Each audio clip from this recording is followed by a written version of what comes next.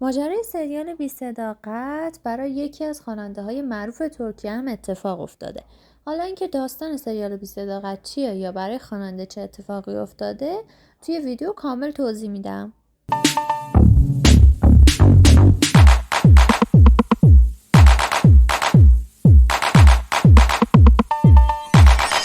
سریال بی صداقت از سریال آمریکایی دکتر فاستر الگو گرفته.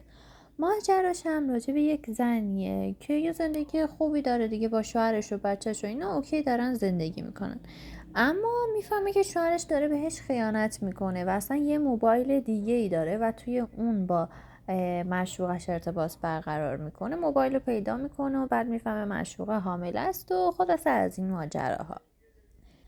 حالا خواننده معروف ترکیه ایرم دیریجی با یه خواننده دیگه دوست میشه به اسم جم بلوی. خب این دوتا که رابطهشون با هم تموم میشه یا با هم کات میکنن، ایرم دیریجی استوری میذاره، میگه که سلطنتت به پایان رسید، تو 1/4 یه خواننده پاپ هم نیستی، برات تو زندگی ذلیلت آرزوی خوشبختی دارم. حالا این کجاش به بی صداقت ربط داره؟ یه خورده جلوتر متوجه میشین. جم بلوی میرن باهاش مصاحبه میکنن، میگن که قضیه چیه و اینا، نکنه بهش خیانت کرده که این اینجوری داره میگه و اینجوری حالتو میگیره. اینا میگه که نه بابا، من اتفاقا خیلی براش احترام قائلم، خیلی هم دوستش دارم، ولی خب دیگه ما به خاطر یه سری دلایل نتونستیم با هم باشیم. بعدش ایرم استوری میذاره که چه مصاحبه‌ای که همشون پر دروغه، تو مدرک خیانتت موجوده، وایساش هست و اسکرین شات پیامات هست و اینا.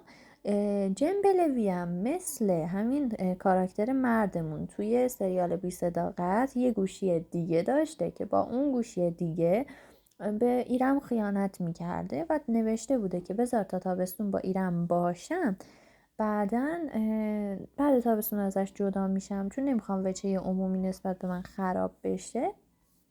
ایرم هم همه اینا رو میگه که آره تو اومدی مثلا به دختره اینجوری گفتی. بعد اینم میگه که نه من خیالم راحته، هیچ مدرک علیه من نیست. ایرم اگه خیلی حرف خلاصه ایرم میگه که آره ایرم رو کنه و فلان و اینا. بعدش هم میرم استوری میذاره که آره باشه من بخوابم الان، خود دیر وقت خستم، بخوابم بیدار شم مدارک رو میکنم. این میخوابه بیدار میشه، خلاصه اینا همه منتظر که آقا پرین چرا هیچی نمیگه، اینم دیگه هیچی نمیگه. ایرم میره کنسرتشو همون مثلا برگزار میکنه. بعد کنسرتشو که برگزار میکنه، ایرم یه آهنگی داره آجمی بالک. توی این آهنگ میگه کسایی که منو از قلبم زدن دیگه به التماس کردن میفتن. حالا چه اتفاق میفته این وقتی داره این آهنگو میخونه؟ مثلا میگه که کسایی که منو از قلبم زدن همون جمعیت هم دارن میخونن. یکی برم میگه خدا لعنتش کنه. بعدش هم حالا خودشون مردم ادامه چیز کنسرت رو میخونن. بعد خب این ویدیو خیلی پخش میشه، همه کلی حال میکنن آفرین اون کی بوده که گفته خدا لعنتش کنه، واقعا این جم چقدر بیشعور فلانه اینا.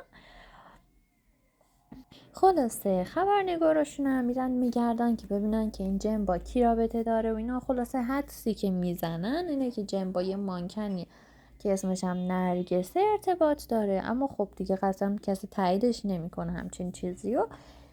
بعد خب حالا طرفدارا و اینا وقتی که مثلا میشنون که آره این خیانت کرده و ماجرای خیانتشون انقدر بزرگ میشه توی خبرها، شروع میکنن پوستر درست میکنن.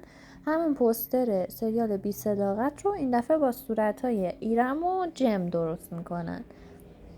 خلاصه اینم از ماجرای پرحاشیه ایرم و جم.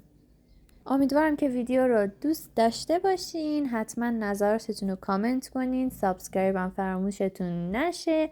دوستتون دارم.